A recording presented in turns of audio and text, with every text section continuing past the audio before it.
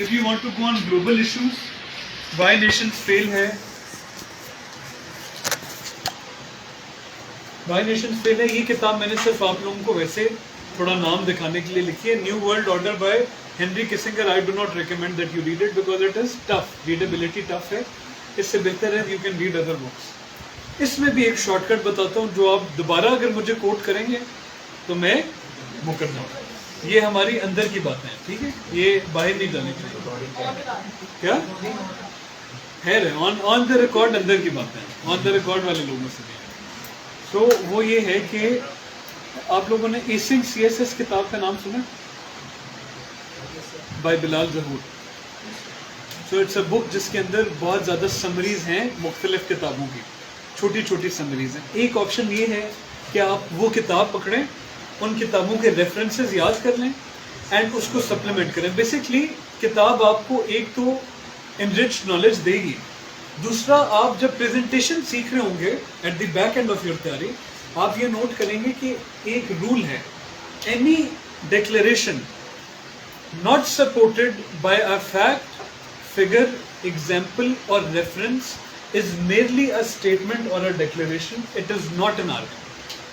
And आपने CSS में arguments करने हैं, डिक्लेरेशंस नहीं देने। सो जब ये चीज़ आप समझ जाएंगे, आपके नंबर्स अचानक यहाँ से यहाँ जाएंगे, बिकॉज आप अपने पैराग्राफ में जो आपने सब हेडिंग या हेडिंग दी होगी उसमें यू विल मेक श्योर कि आप एक एग्जाम्पल या एक फैक्ट फिगर या एक रिपोर्ट या एक बुक के रेफरेंस की सब हेडिंग बनाएं। उसको लिखे ना नीचे, सब हेडिंग बनाएं नीचे उस हेडिंग के, एंड उसमें वो दें। एग्जामिनर एक सरसरी लुक देगा आपके पेपर की एंड वो कहेगा कि यार आर्ग्यूमेंट साथ एग्जाम्पल, आर्ग्यूमेंट एग्जाम्पल, बाबा जी के पास नॉलेज है, वो इम्प्रेस होगा आपसे। सो आपको बुक्स एक पढ़ने के लिए चाहिए, दूसरा ये दिखाने के लिए चाहिए कि आप पढ़े लिखें। ये दो फायदे हैं। बुक्स पढ़ें, ये मैंने पढ़ने वाली बता दी। अब जो दिखाने वाला तरीका है वो शॉर्टकट एक है कि आप बिलाल जहूर की वो किताब लें, उसमें से वो रेफरेंसेस याद कर लें। दूसरा तरीका ये है कि आप इस तरह की मुस्तनद किताबें उठाएं, उनको पढ़ें नहीं, गूगल पे जाके लिखें एग्जीक्यूटिव समरी ऑफ फ्ला फ्ला फ्ला, उसका कोर आइडिया एक्सट्रैक्ट कर लें, ताकि ये ना हो आप रेफरेंस अगर दाएं मार रहे हैं तो आप बाएं मार रहे हो, उसको उधर समझ आ जाए कि ये एक कॉन मैन है, ये कोई पढ़ा लिखा बंदा नहीं है। तो आप मेन उसके आइडिया या उसके जिस का रेफरेंस दे रहे हो, ये उसका दूसरा तरीका। तीसरा तरीका ये है कि आप किसी भी सब्जेक्ट से रिलेटेड जो भी अच्छे टॉप पाए के काम हैं उनको थोड़ा सा रिसर्च करें। जैसे मैंने US हिस्ट्री का पेपर दिया एंड मुझे एक फीडबैक मिली कि भाई ये हिस्ट्री का पेपर है, मॉक में ये हिस्ट्री का पेपर है, हिस्ट्री के पेपर में कोई हिस्टोरियंस का भी तस्करा करना चाहिए कि फलाने हिस्टोरियन ने ये कहा, फलाने ने ये कहा, फलाने ने ये कहा। मैंने कहा ओके। मैं गया गूगल पे, मैंने लिखा कि जी टॉप हिस्टोरियंस कौन से हैं US हिस्ट्री के। मैंने उनकी एक एक दो किताब लिखी, वो एक छोटी सी चिट बनाई और वो मैंने कर ली याद। अब ना मैंने वो कभी किताब पढ़ी है ना मैं कभी पढ़ूंगा, बट मैंने उसमें लिखा है कि मैं, एरिक फोनर अपनी इस किताब में कहता है कि भाई जब ये हो गया तो ये हो गया। प्रैक्टिकल पर्पसेस के लिए ये झूठ है, आपको झूठ नहीं बोलना चाहिए, बट आप झूठ बोलेंगे, इसलिए मैंने आपको तरीका बता दिया। फिर ना ये ऑफ द रिकॉर्ड 2-3 शॉर्टकट्स हैं जो आप इसके लिए एम्प्लॉय कर सकते हैं। और एक है कि आप लोकल कोई किताब लें that just covers your syllabus. आपको A to B जाए, भाई अगर वर्ल्ड टाइम्स की क्रिमिनोलॉजी की ले लें, नोआ की ले लें, कैरावान की ले लें, एडवांस की ले लें, कि सिलेबस का हर चीज़ हिट करें। लेकिन मैंने आपको स्टार्ट में बताया लोकल कंटेंट लिखोगे तो लोकल नंबर मिलेंगे, लोकल नंबर मिलेंगे तो या फेल करोगे या अनएलोकेटेड करोगे, दो ही चीज़, सीट नहीं मिलेगी। क्लियर? रिसर्च पेपर्स में ये है IPRI, SPPI, PIDE, power politics की बात कर रहे हैं, ठीक है, उनकी भी report. How to attempt a question. Are all of you familiar with the structure of the question जो आपने अटेम्प्ट करना होगा? Are you familiar? सो क्या हो, ब्रेक में क्या करके आए हो, कोई पार्टी शार्टी? इसमें टाइम ज़ाया नहीं करना। इंट्रोडक्शन आपने एक टोकन इंट्रोडक्शन भी दे दो, काफ़ी है। मेन आपका पार्ट जो नंबर देगा वो आपको मेन बॉडी है। Concise, ideal length is 3/4 of the answer sheet. Answer sheet जो CSS में मिलती है वो बड़ी होती है, एज कम्पेयर टू ये जो आंसर शीट्स हम जिन पे करते हैं। लाइनें भी खुली होती हैं, होती भी थोड़ी सी बड़ी। Complete must carry a background main stance and indications to our way forward. ये अगर आप लिख दें, बस आपने समराइज करना है जो आप आंसर में कहना चाहते हैं। इंट्रोडक्शन में आपका इंट्रोडक्शन कंप्लीट है, so it should be creative, concise and 3 C's। Body की फंडामेंटल्स। कोई बंदा पढ़े काइंडली, कोई एनी वॉलंटियर? अच्छा, नो वॉलंटियर, बस ठोक देना। ठोके Question outline the key components, body key fundamentals. Divide arguments into minor headings, the more the merrier, merrier. जितनी ज्यादा उतना बेहतर। Headings should not be one word declaration, rather self-explanatory phrases are preferable. कोई भी छोटी चीज लिख के छोड़ नहीं देनी। ये जो आप छोटे छोटे 2 लफ्जों की हेडिंग मुंह पे मार देते हैं ना अगले के, वो नहीं करना। सेल्फ एक्सप्लेनेटरी सेंटेंस, आपका मकसद ये होना चाहिए बंदा पैराग्राफ ना पढ़े, हेडिंग पढ़े, उससे समझ आ जाए आपने कहना है। ये होता है self explanatory sentence. Dividing minor headings into further subheadings is recommended. Minor headings को भी फर्दर सब हेडिंग्स। क्या है सब हेडिंग्स? अगर आप लिख रहे हो ना किसी भी माइनर हेडिंग को, आपने जब वो दे दी, आप उसको 2 में तो बिल्कुल डाल ही डाल सकते हो। एक छोटी सब हेडिंग दे दो एक्सप्लेनेशन, एक दे दो एग्जाम्पल। मैं एक्सप्लेनेशन की नहीं देता था, एग्जाम्पल की लाजमी देता था। अगर मैंने कोई एग्जाम्पल या कोई फैक्ट फिगर लिखा है और मैं एग्जामिनर को पहली व्यूइंग पे नहीं दिखा सका कि मैंने इधर एग्जाम्पल या फैक्ट फिगर लिखा है, तो मेरे लिखने का कोई फ़ायदा नहीं है। मेहनत मैंने करनी है उसे दिखाने के लिए कि मैंने क्या लिखा। ये अपने अंदर एक आर्ट है, इसलिए मैंने बताया ना प्रेजेंटेशन आखिरी महीने में बहुत क्रूशल रोल है। आगे Complete arguments with more marks, includes plotting points and examples. आगे आगे Value of ideas represented in maps, tables, charts and flow diagrams is greater than ideas represented through long paragraphs. ये अब मैंने खुद करके भी देख लिया। मैंने जब से थोड़ी सी वैल्यूएशंस किए हैं, जो ही मैं अगले पेज पे देखता हूँ ना लंबा सा पैराग्राफ है, मेरी बस चीख ही नहीं निकलती होती। मैं बस उधर कुछ मुझे कोफ्त होना शुरू हो जाती कि अब ये भी मैंने पढ़ना है।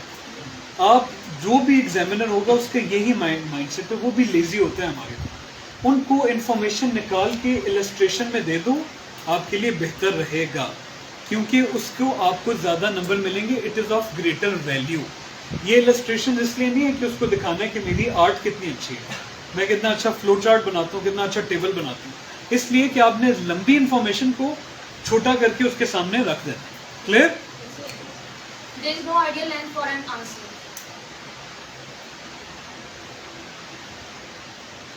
जी पढ़े। Apply theoretical paradigms if applicable. After main body of arguments, apply a theory, thesis or principle if applicable to the question at hand. Example: when talking about anti-corruption reforms, you can cite theory of change which is used in management studies. जब आप west east की बात करें, आप theory of dependency theory की बात करते हैं, कोई भी आपको अगर थ्योरेटिकल चीज़ पता है उसको अप्लाई कर दें सवाल। This is not a must, this is ये वो चीज़ें हैं जो अब आपको बाकियों से ऊपर लेके जाएंगे। ठीक है, मेन अपने आर्ग्यूमेंट्स दे दिए, now you trying to show him that I know more than the guy sitting behind me and the guy sitting ahead of me, या I can present it better than the guy sitting behind and ahead of me. Apply theoretical paradigms if applicable. If global issue give role of and implications in Pakistan, never forget that you are primarily looking at all issues through a Pakistani lens. Example: if talking about climate change or global security, flashpoint provide role and implications on Pakistan in your answer, even if not asked, especially if not asked. ठीक है, इसको मैं लफ्ज को change कर दूंगा, especially if not asked। नहीं भी पूछी, आप पाकिस्तान पे छोटा सा एक पैराग्राफ लिखते हुए आपको कोई मौत नहीं पड़ेगी, आपके हाथ उसी तरह सलामत रहेंगे जिस तरह पहले थे। आप वो काइंडली बीच में दर्ज कर दें। ठीक है, आगे way forward to your solutions. 3 P's: practical, precise and positive. Practical हो, प्रिसाइज हो, पॉजिटिव हो। कश्मीर का सलूशन है, कश्मीर इशू है, सलूशन में आप दें कि हम पूरा कश्मीर इंडिया के ऊपर जंग करें, इधर से भेजें, हुआरी आया एंड कश्मीर फतह हो गया। दिस इज इम्प्रैक्टिकल, हो नहीं सकती। प्रैक्टिकल सोल्यूशन हो तो चलेगी, प्रिसाइज हो, लंबी बात नहीं करें। जो प्रिसाइज नहीं है इसका मतलब है आपको भी क्लियर नहीं है कि सोल्यूशन क्या है। जहाँ बात लंबी होती है वो it represents a lack of clarity in the mind, brevity represents clarity. And positive हो, कभी भी वार्निंग्स नहीं देनी वे फॉरवर्ड कि यार ये ना हुआ तो भाई गेम एंड है, या ये ना हुआ तो ये, या ये ना हुआ तो ये। ऑमिनस वार्निंग्स नहीं देनी, गिव अ पॉजिटिव आउटलुक कि अगर जितना भी बुरा मसला हो पाकिस्तान के सिस्टम से करंटली, इसमें कोई बुरा मसला हो सकता है टू सॉल्व या डिफिकल्ट, बिकॉज डिफिकल्ट तो नहीं है, ईजी फिक्सेस हैं, बट जो कॉम्प्लिकेटेड होता जा रहा है, but you still give a positive outlook कि भाई बस यही करेंगे, टैक्सेशन रिफॉर्म्स में ये होगा, टैक्स नेट वाइड करेंगे, एफबीआर को कंप्यूटराइज करेंगे, ज़्यादा टैक्स नेट में आ जाएगा, ज़्यादा टैक्स आएगा, आपका रेवेन्यू बड़ा होगा तो आपको मांगना नहीं पड़ेगा, लोगों से मांगेंगे नहीं, आपके फॉरेन रिजर्व बढ़ेंगे, एंड इंशाल्लाह 2035 तक पाकिस्तान उठ जाएगा। Be positive in your life. ये नहीं कहना पाकिस्तान उठ जाएगा, लेकिन यहाँ तक ले आना है कि ये हुआ तो ये हो जाएगा। Conclusion, Answer is incomplete without sorry ये दो रहते हैं। refrain from undue criticism or ominous warnings. Enlist in form of subheadings and draft flowcharts to represent a favorable outcome. हाँ, अब ये जो मैंने अभी बात की है ना, ये पैराग्राफ में लिखना मुश्किल है, फ्लो चार्ट में लिखना आसान है कि ये हुआ तो ये हुआ, ये हुआ तो ये हुआ, ये हुआ तो, सो आप फ्लो चार्ट्स बना के लिंक कर सकते हैं। दो पूछा Sir, लेकिन एंड पे पूछा। Conclusion, conclusion. Answer is incomplete without a conclusion. Ideal length is 1/2 of exam sheet. May end with a quote, although not recommended. Not recommended. सादा कंक्लूजन, लेकिन अगर आप टाइम का क्रंच आ रहा है, हमेशा आएगा। सीएसएस में biggest killer is not English essay, CSS में biggest killer is time management. ये चीज़ याद रखनी, हमेशा आएगा। 35वें मिनट पे हो, 40वें मिनट पे हो, है कि भाई ऊपर जा रहा हूँ, ये नहीं करना उधर ही छोड़ दूँ।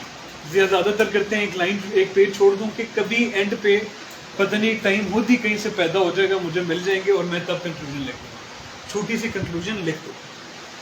कंक्लूजन के बगैर आंसर आपको कम मार्क्स दिलाएगा, ये डन है। अगर 2-3 लफ्ज़ों पैराग्राफ्स की भी कंक्लूजन होगी, उसको होगा कि एटलीस्ट चलो अपना अटेम्प्ट पूरी कर लिए, तो इसको मैं फेवरेबली जज करूँ। Fair enough? Fair enough? Let us attempt a question. मैंने करवाना था लेकिन we are short on time. ठीक है, आपने ब्रेक बड़ी लंबी ली है और नमाज भी नहीं पढ़ी। पीएमएस पीसीएस स्ट्रेटजी, मुझे ये रिक्वेस्ट की गई कि ये भी डालें कि भाई आप पीएमएस कैसे तैयार करेंगे। सो मैंने जल्दी में इधर आके कुछ स्लाइड्स खींची हैं, लेकिन मैं आपको बेसिकली पहले एक्सप्लेन कर देता हूँ, फिर विल गो थ्रू। ये चलें स्लाइड्स के साथ ही। पीएमएस और PCS with CSS, similarities and differences, दो चीज़ें। अग्रीड? सिमिलैरिटीज क्या है? फॉर्मेट तकरीबन सेम है, उसमें भी 1200 रिटर्न है, इसमें भी 1200 रिटर्न है। इंटरव्यू में फ़र्क है, इधर 300 है, उधर 200 होते हैं ज़्यादा। 1200 marks equally divided between compulsories and optionals. Written is followed by viva voce along with comprehensive psychological medical. ये आपका सेम है। Divergences क्या हैं? Compulsory exams. English essay is relatively safer. Topics are easier. Marking criteria is थोड़ा lax है as compared to CSS. जिस तरह इधर English essay भला है, हम सबको लगता है 97% पासिंग वो फेलिंग रेशो, उधर नहीं है। GK is the dark horse, आपको फेल करने में GK is the dark horse. क्यों? बिकॉज जीके के अंदर नेगेटिव मार्किंग है आधे नंबर की, ठीक है, और it is an MCQ based paper. इधर जीके 1, 2, 3 है, उधर जीके है, करंट अफेयर्स एंड पाक अफेयर्स है। GK is an MCQ based paper and Urdu is a separate compulsory exam. 100 number की उर्दू है, इधर 100 नंबर की उर्दू नहीं है। ऑप्शनल्स में यहाँ 6 ऑप्शनल्स आप रख सकते हैं 600 नंबर के, उधर 3 रखने हैं, हर ऑप्शनल 200 का है। सिलेक्शन इधर बहुत वास्ट है, 7 ग्रुप्स आपको दिखाए, लगभग 50 से ऊपर सब्जेक्ट है, उधर सिलेक्शन नैरो है। ये चीज़ याद रखनी है। Focus less on critical analysis, more on paper attempting. Focus ज़्यादा इस पे होगा कि आपने पेपर अटेम्प्ट कैसे किया है, कितना लिखा है, ये चीज़ आपको रिटर्न में नंबर दिलाती है, कितनी खूबसूरती से लिखा है। इधर आपका focus more on critical analysis होता है, क्योंकि सवाल भी क्रिटिकली पूछा जाता है। Recommendation: prepare divergences, rest overlap between CSS and PMS suffices. मेरी recommendation ये है कि you need not prepare separately for PMS. Just prepare the divergences जो दोनों में exist करते हैं। जो सब्जेक्ट नहीं कवर हुए CSS में वो कर लें। अगर आप बहुत ज़्यादा प्योर बनना चाहते हैं तो आप CSS के ऑप्शनल सिलेक्शन के क्राइटेरिया में एक छठा पॉइंट ये डाल दें कि मैं ऑप्शन सिलेक्ट करते हुए ये भी देखूंगा कि वो PMS से ओवरलैप करते हैं कि नहीं। फिर आप दोनों के ऑप्शन से एवेलुएट करेंगे एंड ऐसे ऑप्शन सिलेक्ट कर लेंगे जो ओवरलैप कर। But I will not recommend this because I doubt your ability to become pure. सही? जब आप ये करने लगेंगे तो आप अपने CSS की ऑप्शन सिलेक्शन भी खराब कर सकते हैं, इसलिए मैं ये रेकमेंड नहीं करूंगा। क्लियर? ये आगे जो है these are rules of success, excellence, ये जरा पर्सनालिटी डेवलपमेंट पे मुझे था कि अगर मैंने अच्छा टाइम मैनेजमेंट की तो आपको मैं इन तक ले जाऊंगा, लेकिन इसमें से मैं आपको 2-3 बता देता हूँ because they are relevant to CSS। मैं आज कोशिश कर रहा हूँ आपको प्रैक्टिकल टिप्स दूँ because I am not sure आप में से कितनों से मेरी दोबारा मुलाकात हो। So this is what you will remember me for and this is the contribution that I can make in your preparation. And let me assure you, if आप में से एक ही कामयाबी मुझे उतनी खुशी देगी, इतनी नहीं जितनी मेरी अपनी ने दी है, जितनी दूसरे की देगी। सो आप सारे मेरे लिए इस वक्त बराबर हैं and I want you to succeed. So मैं आपको सिर्फ प्रैक्टिकल टिप्स इसमें से निकाल दूँ, इसको छोड़ दें। ये चीज़ बहुत ज़रूरी है एक CSS एस्पिरेंट के लिए। Success and failure is the sole decree of Allah almighty. क्यों ज़रूरी है मैं बताता हूँ। सो आई डेवलप्ड अ मेहनत formula for my self back when I started CSS preparation, उससे भी पहले when I was in college. 3 components हैं जो लाइट ग्रीन में है, अल्लाह के पास हैं, डार्क ग्रीन में आपके पास है। तौफीक आउटकम अल्लाह के पास है, डार्क ग्रीन आपके पास मेहनत। मैं नहीं कह रहा, कुरान में अल्लाह ताला खुद फरमाते हैं, खुद मैंने रेफरेंस कर दिया, my success comes only through Allah, in him I trust and to him I turn. इसमें जो लफ्ज़ यूज हुआ है वो तौफीक है, ये एक दुआ है, वो कहते हैं मा तौफीकी इल्ला बिल्लाह, तौफीक लफ्ज़ इस्तेमाल है। मेहनत ये तो आपने सुनी होगी, that each person will only have what they endeavour towards, लैसा लिल इंसान इल्ला मा। You honor whomever you please and disgrace whomever you please. ये भी सुनी होगी, वतुइज़्ज़ु मन तशा वतुज़िल्लु मन तशा, ये अल्लाह ताला ने कहा है, ये फर्क।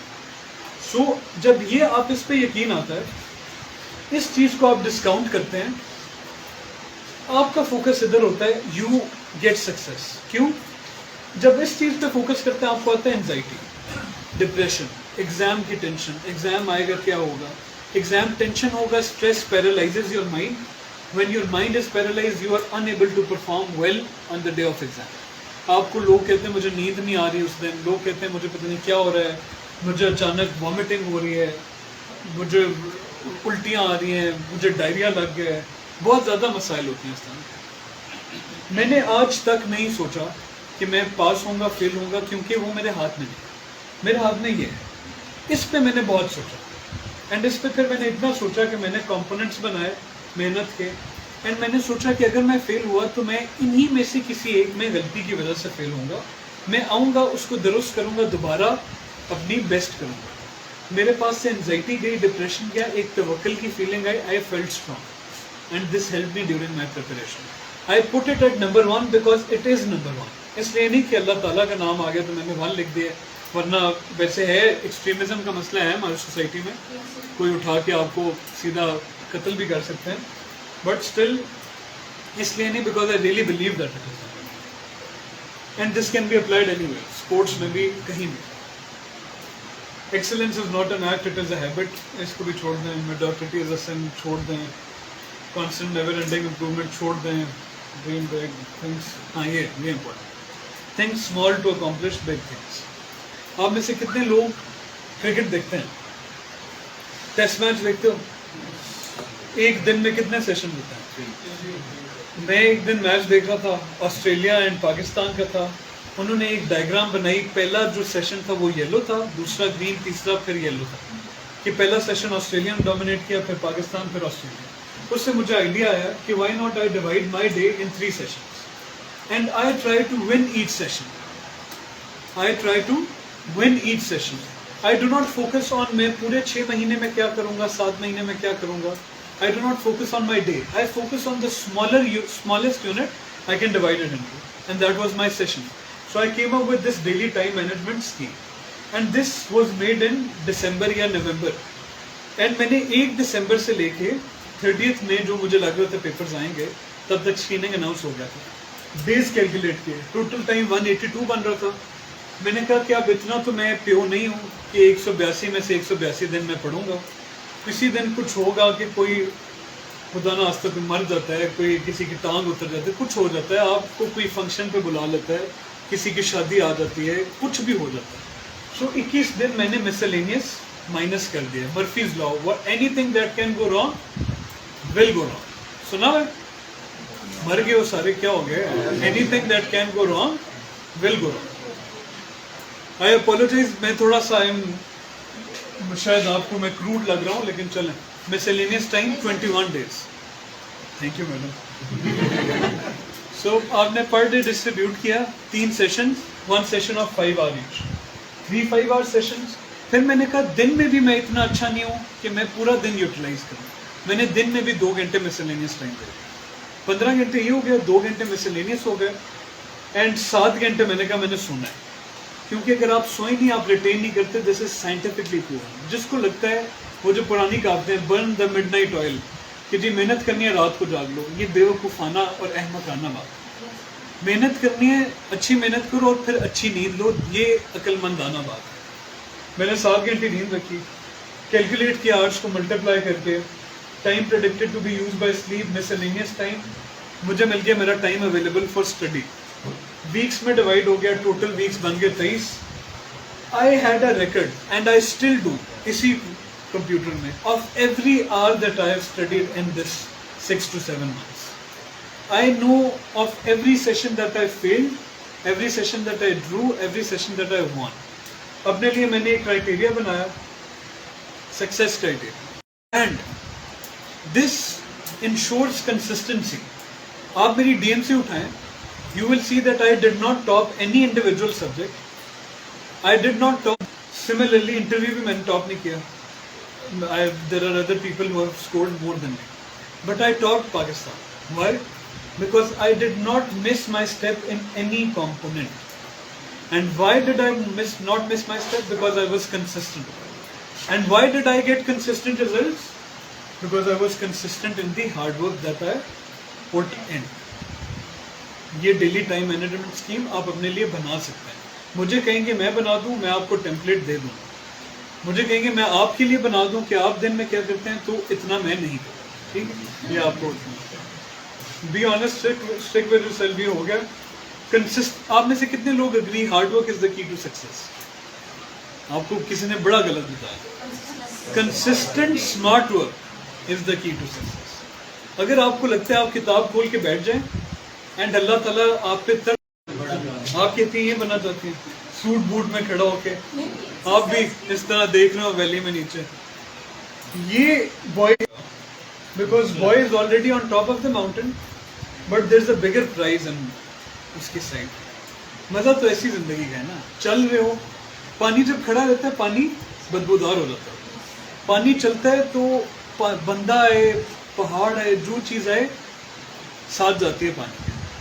आप अगर जिंदगी में चल रहे हो, you are moving forward, day in day out you have challenges to look up to, आप स्ट्रगल कर रहे हो, आपकी जिंदगी में बहुत मजा। I can tell you with complete honesty that the जितना मैंने अपनी तैयारी के टाइम को एंजॉय किया है, 6-7 महीने ये करके, सोशल मीडिया में यूज़ करता नहीं हूँ, वैसे मेरे कोई इंटरेस्ट इतना खास है नहीं, तो मैं घर में ही बैठा होता, यही कर रहा था, बैठ के अपने घंटे नाप रहा था।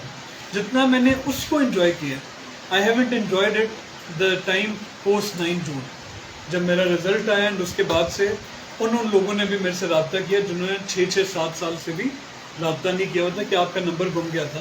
तो मैंने कहा कि भाई, मैंने कहा अब तो मिल गया, तो ढूंढेंगे तो मिल जाता है। सो उन लोगों ने भी रब्ता किया एंड उन लोगों ने भी इज्जत दी, एंड अल्लाह जिस मर्जी को चाहे दे दे, but I enjoyed that time because उसमें स्ट्रगल थी, उठता था तो कोई पर्पस था, मज़ा आता था। सो एंजॉय दिस टाइम, अपना इस टाइम को अच्छा अपने आप को रगड़ा दें, you will remember this. Success मिल गई तो एक और स्ट्रगल होगी, there will be a bigger mountain to climb, trying to fix a broken system. You are trying to play your role in fixing a broken system.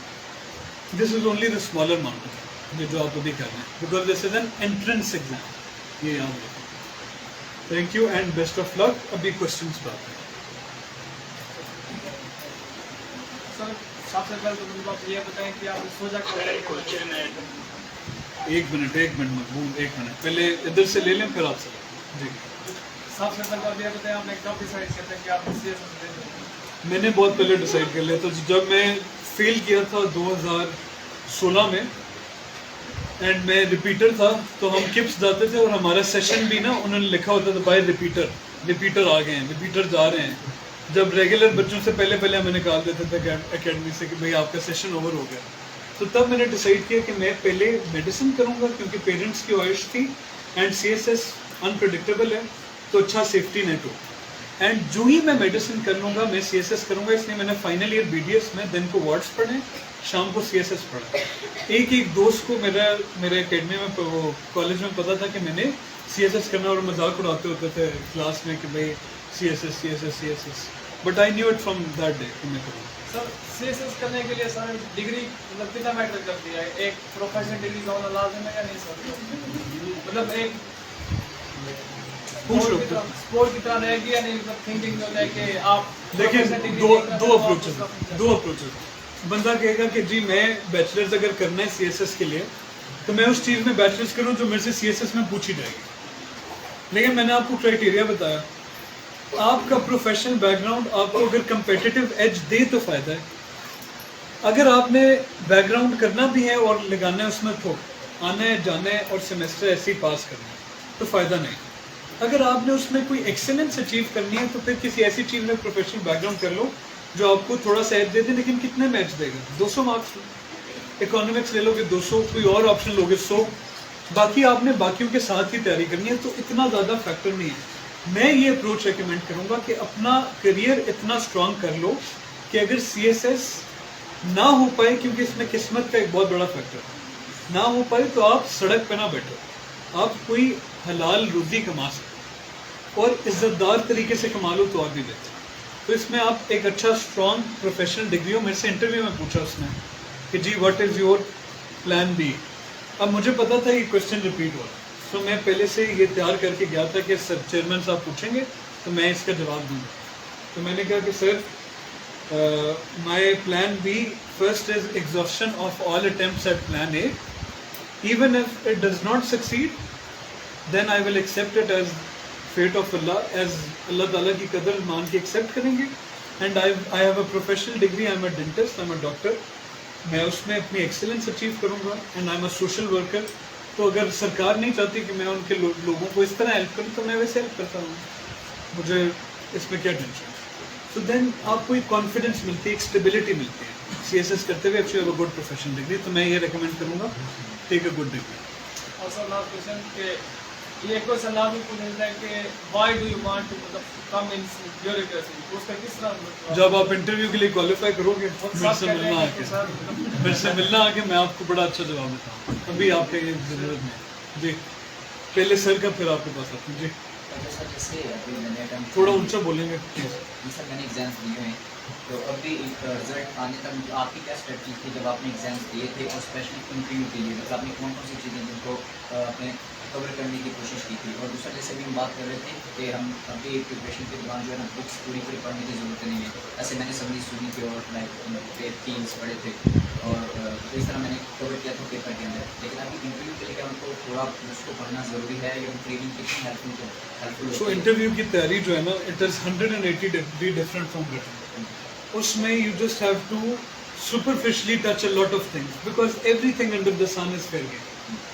But ये नहीं है कि वो हैप हैजर्ड पूछते हैं, आपकी प्रोफाइल में से क्वेश्चन निकलते हैं। जब इंशाल्लाह आप इंटरव्यू पे आओगे, इंटरव्यू की तब बात करें। अभी आपने जो एक बात की है, आपने बहुत इंपॉर्टेंट चीज़ रिमाइंड कराई है। सीएसएस में आपका जो मेंटल अप्रोच होनी चाहिए, एटलीस्ट 2 अटेम्प्ट की होनी चाहिए। जिसकी भी जेन में ये है ना मैं एक अटेम्प्ट दूंगा या दूंगी, हुआ तो ठीक है, ना हुआ तो ये जन्नों में जाए, मैं अपनी मर्जी से जो मर्जी करना हो करूँगा, वो गलत है। आपने जो ही पहले सी देखो कहाँ स्ट्रगल किए हो उस के साथ भी वो कहते थे जाके पढ़ो, मैं आगे से बातें सुनाता था क्योंकि मैं थक गया और मैं उन्हें ये कहता था कि मैं थक गया हूँ तो मैं भी थोड़ा टाइम ऑफ लेना चाहता हूँ।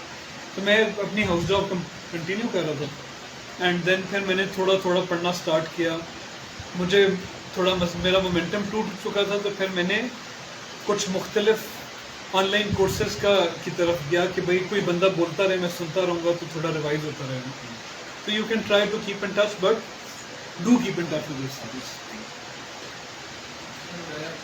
की बात करूँगा जिसमें आपने जिक्र किया कि आपके पास एक BDS का आपके पास डिग्री थी जिससे आपके फ्यूचर में शुरू करनी है. अगर बाकी को देखा जाए, अगर बाकी की डिग्री प्रोफेशनल डिग्री जैसे नहीं होती तो उससे वन पेपर जिस तरह FPSC अनाउंस करती है, PPSC अनाउंस करती है, उससे सब किस तरह साथ लेके चला जाएंगे इससे सब? मुझे लगता है वन पेपर की तैयारी हो जाती है. इसमें जो डाइवर्जेंस है, देखो वही तरीका है जो मैंने बताया ना, सिमिलैरिटीज एंड डाइवर्जेंसेस. तरीका वही, आपने देखना है डाइवर्जेंस क्या है. जो मैं तैयारी कर रहा हूँ उसका डाइवर्जेंस क्या है. वन पेपर में डाइवर्जेंस ये है पैटर्न की, वो MCQs है, ये रिटर्न है. MCQ के पेपर सॉल्व करना एक आर्ट है, बिकॉज MCQ सॉल्व करना खुद एक आर्ट है, ठीक है. एंड वो आर्ट क्या है? Practice practice practice practice. मैंने ये जनरल नॉलेज जो PMS का है, ये पास करने के लिए ना कोई नोट्स बनाए, ना कोई मैंने मुख्तलिफ चीज़ें देखी हैं. हाँ, कुछ लेक्चर्स लिए पैसिव लर्निंग के लिए, बट मेरा वाहिद फोकस था वो एक है किताब इरशाद भट्टी की है, पता नहीं किसकी है, PPSC पास पेपर्स की. जितने भी आज तक 17वें ग्रेड के पर्चे आए थे MCQ बेस, मैंने वो सॉल्व किया बस बैठ. उनका वो है मेरा से PPSC पास पेपर्स, इरशाद भट्टी साहब हैं, एडवांस वालों की किताब है, एडवांस इम्तियाज शाहिर. यार गुड यार, थैंक यू. इम्तियाज शाहिर, ठीक है. तो मैंने उनके सॉल्व कर दिया, आप वो सॉल्व करते रहो. वन पेपर को लेके नहीं, PMS को लेकर. वन पेपर को लेके नहीं हो तो मैं उस पर इतना अच्छा नहीं हूँ. फिलहाल से 50 हाई 50s में थे, हाई 50s. PMS में मेरा 39th मेरिट नंबर है. आई एम 10, जो अगर एक मेरिट नंबर नीचे होता तो मैं ET होता अभी, एक्साइज टैक्सेशन जी. अच्छा सर, मेरा जो प्रोफेशनल बैकग्राउंड चल रहा है अभी, शायद यहाँ पर बैठे हुए सबसे मुख्तलिफ हो. मैं करंटली CS स्टूडेंट हूँ, चार्टर अकाउंट. और इसके अलावा मैं PIPFA भी कर रहा हूँ, डुअल क्वालिफिकेशन साथ साथ. दूसरा क्या कहते हैं? PIPFA पिफा वो भी ITET की डॉक्टर बॉडी है. माशाल्लाह. तो मैं वो कर रहा हूँ कि CA इंटर होना मेरा मार्च 2024 का नगर हो जाएगा. अब आप यहाँ पर आने का, और आपको सबसे पहले मैंने ये कहा था कि अगर आपने मोटिवेट इनफ कर दिया तो आई विल स्टेप इन. तो क्या फेल किए हम या सक्सेसफुली हैं? नहीं, इस चीज़ में स्टेप इन, क्योंकि साथ में मैंने देखा कि क्या ग्रेजुएशन नहीं चलेंगे तो बताएं, हमने आज मोटिवेट किया आपको कि नहीं? सर काफ़ी कुछ बेटर है. ठंडा रिस्पांस. तो सर मैं हम मज़ीद अब आप इस क्वेश्चन का आंसर देंगे तो इसके बाद अच्छा अभी ठीक है, मज़ीद ओके. सर ये कि मार्च 2024 में वो CA इंटर मेरा कंप्लीट हो जाएंगे, यानी कि आधा CA हमारा कंप्लीट हो जाए. उसके बाद ये होता है हमने 3.5 ईयर की हमारी ट्रेनिंग कंपल्सरी होता है, रजिस्टर्ड होना पड़ता है, और 9 to 6 हमें काम करना पड़ता है. ऑडिट फॉर्म में जाकर 9 to 6 काम करना पड़ता है, तो मॉर्निंग से लेकर शाम तक. और दूसरा हमारा ये होता है कि हम सारी का हमारा गैप होता है, उसमें हम पेपर नहीं दे सकते 14 में. सो अभी आपकी अगली अटेम्प्ट कब आ सकती है? मैं वही कह रहा हूँ कि अगर हम जाते हैं तो 25 के अटेम्प्ट करते तो जाए क्यों नहीं जाते आप? तो उसमें फिर अपना CA के भी तो पेपर्स देने हैं.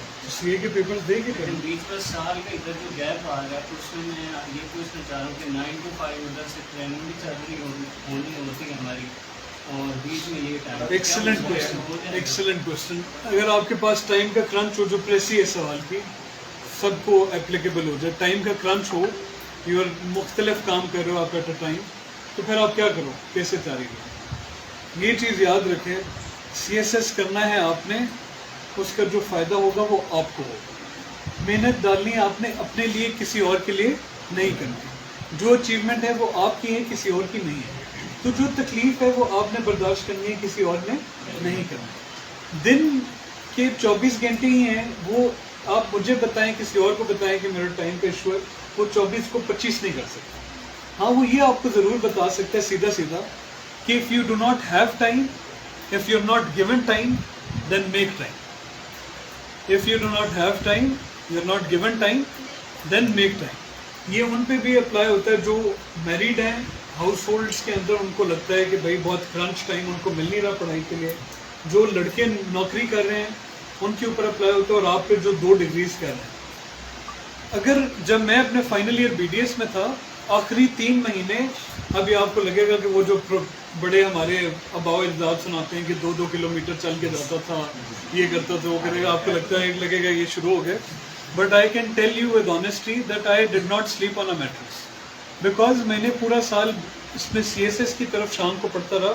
मैं BDS के अंदर लैग करना शुरू हो गया था, and I was the senior under अफसर अपने कोर्स में, BDS के कोर्स में। तो मुझे था कि भाई, और 11 साल के बाद लड़का बना था BDS में, एक मेल BDS बना था। तो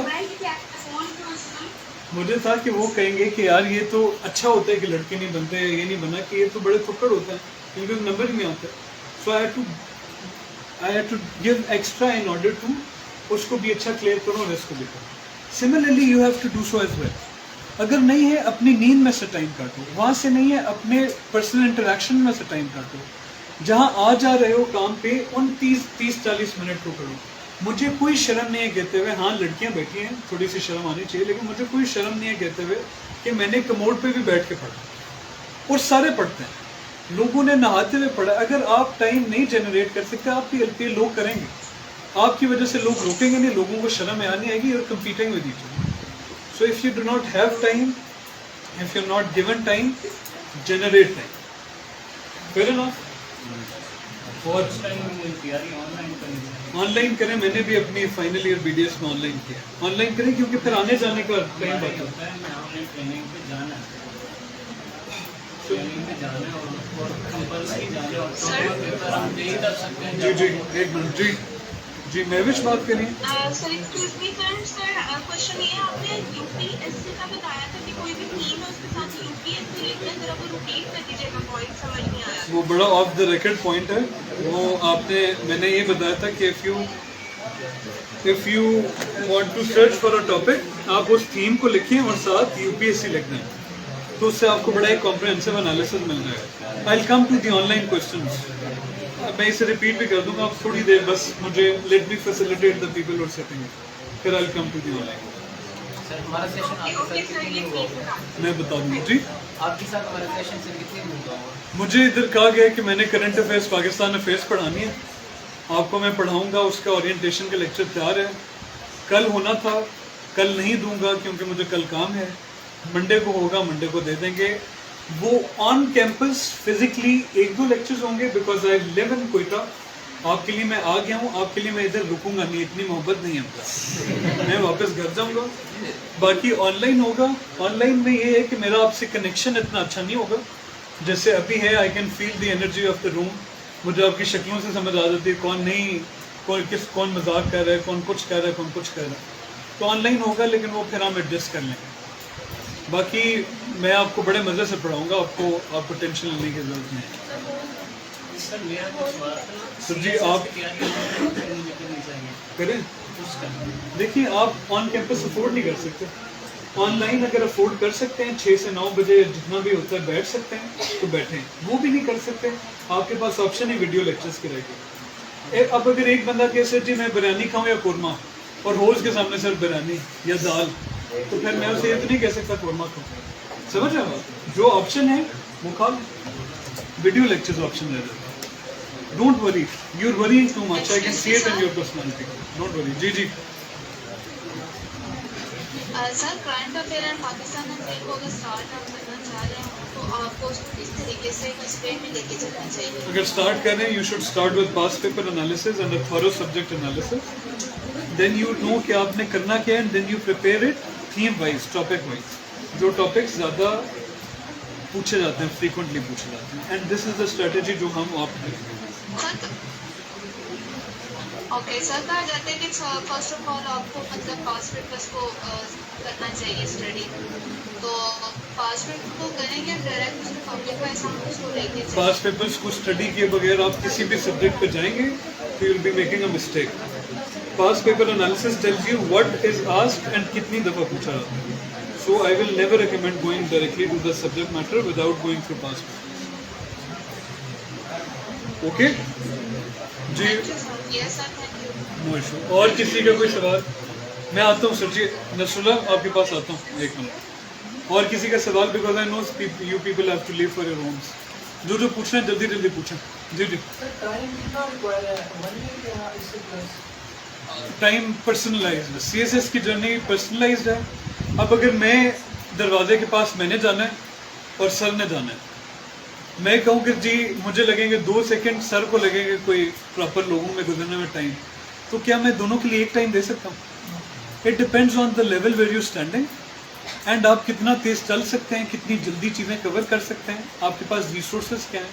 सो it's a personalised journey. If you feel you are at a good enough basic level, आपकी इंग्लिश बेसिक स्ट्रॉन्ग है एंड आप इंग्लिश में बहुत ज़्यादा चूकेंगे नहीं, एंड इफ़ यू फील आपकी इनिशियल रिसर्च कंप्लीट है एंड आपको पास 6-7 महीने रगड़ा लगाना है, then 6-7 months is enough. If you, अगर आपने ज़िंदगी में अखबार पढ़ी नहीं है और फाउंडेशनल रीडिंग आपकी नहीं है, इंग्लिश में आपकी स्ट्रक्चरल मिस्टेक्स हैं जिनको ठीक करने में टाइम लगेगा, एंड यू से कि मैं 6 महीने में CSS कर लूँ, तो देन फिर आपको दिन रात एक करनी पड़ेगी, फिर जाके होगा। आइडियली आप अपने टाइम को फिर थोड़ा स्ट्रेच कर सकते हैं और करना चाहिए। I myself studied in final year BDS because I wanted to have a good base, good orientation with the syllabus through teacher based learning, and फिर 6-7 महीने मैंने किसी टीचर को नहीं कहा, सिर्फ एवेलुएटर देखा है कि जो मुझे एवेलुएट करके बता दे और मार्क्स दिए। वो फिर मेरी अपनी मेहनत थी, अपने कमरे में बैठ कर जो मैंने किया वो खुद किया। सही? It depends on where you standing and how fast you can. जी सेकंड लास्ट क्वेश्चन, उनके सर की तरफ कमिटमेंट है, जाना है उन्होंने, तो कोई सेकंड लास्ट वकात कोई क्वेश्चन आपके साथ? How to keep your motivation alive throughout the journey? How to? Excuse How me, to sir. keep your General. motivation alive throughout the journey? Online candidate, एक मिनट, मोटिवेशन कैसे motivate, stay motivated? How to keep your motivation alive? मुझे वो वाले ज़रूरत नहीं पड़ी motivation, ना मैंने CSA की तस्वीरें देखी हैं, रिटर्न दे दिया था, उसके बाद देखी हैं, थोड़ा थोड़ा कभी दिल में आता था, लेकिन मुझे डर था कि अगर मैं देखूंगा तो मुझे अगर ना मिला तो ज़्यादा खिंच होगी दिल में, वो नहीं देखी।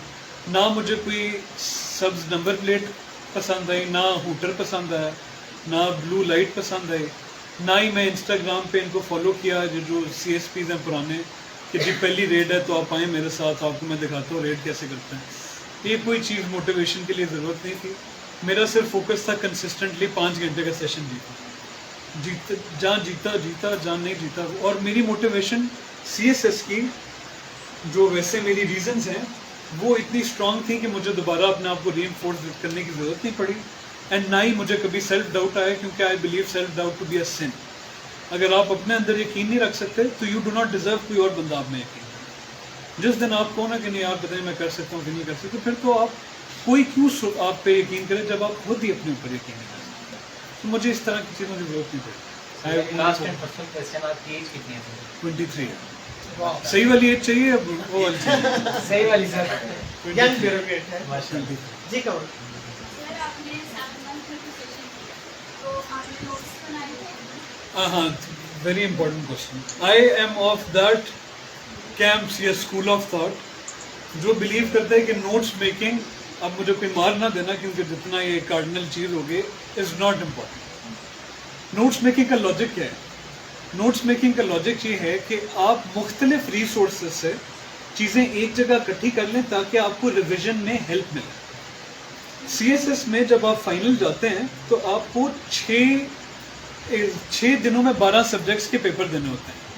तब अगर आपके नोट्स नहीं बने हुए आपको बहुत मुश्किल होती है, क्योंकि आपने एक चीज़ यहाँ से पढ़ी, एक चीज़ वहाँ से पढ़ी, एक चीज़, इन 2 चीज़ों में आपको नोट्स हेल्प कर सकते हैं। बाकी ये कि भाई कोई भी सब्जेक्ट पढ़ना तो उसकी लाजमी रिक्वायरमेंट है कि आप साथ उसकी नोट मेकिंग करो, और नोट मेकिंग भी लंबे लंबे पैराग्राफ लिख के अपना टाइम ज़ाया करो, वो I do not subscribe to it at all. करनी भी है तो सिर्फ स्ट्रक्चर लिखें क्वेश्चन का, और जो आपने उसकी एग्जाम्पल या फैक्ट फिगर देखा है उसको वहाँ लिख लें कि आपको भूल ना जाए। लेकिन कोशिश ये करें कि आपका नॉलेज इतना बन चुका हो कि जो उधर सवाल आया आप अपना एनालिसिस अप्लाई करें एंड आप अपने उसको सवाल को हल करें, तो आप उस सवाल को अच्छा हल कर सकें, रादर कि आपने सोचें कि अच्छा नोट्स में मैंने कैसे किया था, एंड फिर वो नोट्स को रेप्लिकेट हो। So I do not subscribe to notes making very ardently. Nimra, any question? Online candidate, last question, please. फिर उसके बाद ऑफ होगी. Nimral से Nasrullah है.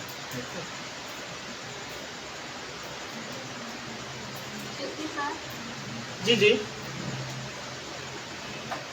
First of all, sir, congratulations for your achievements. Secondly, मेरा ये जो क्वेश्चन है कि जो ग्रामर के बारे में कहा जाता है कि माइकल स्मॉल की बुक को रीड आउट करना चाहिए, तो जब मैंने इसको रीड किया 3-4 चैप्टर्स, तो मुझे लगा ये काफ़ी टाइम टेकिंग है और मुझे इतना ज़्यादा डेप्थ में ग्रामर करने की ज़रूरत नहीं है. तो क्या बेसिक उससे आर्टिकल्स, नाउन, प्रोनाउन से बेसिक ग्रामर करना वो ज़्यादा ज़रूरी है कि हम माइकल स्मॉल की बुक को रीड आउट स्टार्ट ऐसे. और बहुत मेरा क्वेश्चन ये है कि सर जो ऐसे कभी अभी आपकी इंग्लिश की बुक बताइए, ज़रूर उसको थोड़ा सा एलैबोरेट कर दीजिए. लेकिन ये ग्रेजुअली भी साथ साथ आपके क्वेश्चन नेक्स्ट सेशन में एड्रेस होंगे. हाँ नहीं, क्वेश्चन इस तो एड्रेस होंगे, लेकिन मैं चले 4 वाली किताब आपको रेफरेंस की है. वो है just to give references of different books. It is acing CSS by Bilal Zahoor. उसमें मुख्तलिफ किताबों की समरीज हैं, वो आपको इंटरनेट से भी मिल सकती हैं. It's just a passing reference. ये मैंने आपको रिकमेंड नहीं की, ये वो शॉर्टकट था जो ऑफ द रिकॉर्ड हम बात कर रहे थे. वो मैं व्हाट्सएप ग्रुप में बेटा मैसेज कर देता हूँ. व्हाट्सएप ग्रुप में मैसेज हाँ. कर दो. ठीक हो गया. दूसरा आपने कहा कि ऐसे की तैयारी के लिए बिल्कुल, ये मुझे याद है, पहले नहीं याद. तो दूसरा आपने कहा कि भाई ऐसे की तैयारी के लिए हम पास पेपर्स में जाएं. ऐसे की तैयारी के लिए जब भी आप टॉपिक तैयार करेंगे आप मार खाएंगे. सादी बात है. ये आप सबके लिए भी है. ऐसे की तैयारी आप डायमेंशंस तैयार करते हैं हमेशा, एंड ऐसे के अंदर 14 से 15 ऐसी डायमेंशन हैं जो इम्पोर्टेंट हैं, जो फ्रीक्वेंटली रिपीटेड है. For example gender, democracy, economy, terrorism, इस तरह की डायमेंशन हैं जिनसे आता है. ये थीम्स हैं. इन थीम्स की आप मुख्तलिफ डायमेंशंस तैयार कर लेते हैं. एंड अभी तक मैंने पास पेपर एनालिसिस में ऐसे में थीम रिपीट होते देखा है, डायमेंशन करीब सिमिलर आते देखे, लेकिन कभी रिपीट होते हुए नहीं देखा. तो अगर आप पास पेपर से तैयारी करते हैं तो आपकी वो चीज़ रिपीट नहीं होगी. It is better if you try to collect material on the theme and under question. आपके बाकी 2 सवाल क्या थे? चले वो नेक्स्ट सेशन के लिए रख लेते. बेसिक ग्रामर का देखें, इट डिपेंड्स. अगर आपकी बिल्कुल बेस नहीं है तो आप जा सकते हैं. उसके अंदर 2 स्कूल्स ऑफ थॉट हैं. एक आप जाके याद करें आर्टिकल के रूल्स, हर एक चीज़ के रूल्स याद करें, उसके अंदर जाएं. और एक ये है कि आप बस जो बेसिक लेवल अंग्रेज़ी है जिसमें आपका सेंटेंस स्ट्रक्चर ठीक हो, उसको करने के लिए अपना एक्सपोजर टू इंग्लिश लैंग्वेज बढ़ा दें. एक्सपोजर बढ़ाने का मकसद क्या है? Watch more English shows, learn, read more English language किताबें, स्पीक मोर इंग्लिश, ताकि आप कम्युनिकेशन में बेहतर आए और आपको समझ आए आप गलती कहाँ कर रहे हैं. Read more English, right more English, hair more English, speak more English. ये 3-4 चीज़ें आप कर सकते हैं. मैं पर्सनली आई फील मुझे कभी भी रूल्स याद नहीं रहे, तो मैं दूसरी स्कूल ऑफ थॉट पे अपने लिए किया था. बट इफ़ यू फील कि आपको चाहिए तो आप you can go for it. Sir Mike स्कॉन की बुक ना करें प्रैक्टिकल विजुअलाइजेशन, तो मैं रीड आउट कर रही हूँ, मुझे लगता है काफ़ी टाइम लगेगा. अगर आपको टाइम लग रहा है तो आप दूसरे स्कूल ऑफ थॉट पे शिफ्ट करें. चले, थैंक यू सो मच जी फॉर ज्वाइनिंग अस टुडे. बाकी इंशाल्लाह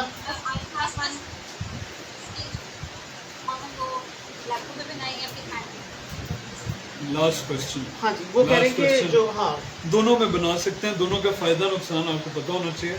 लैपटॉप पे बनाएंगे,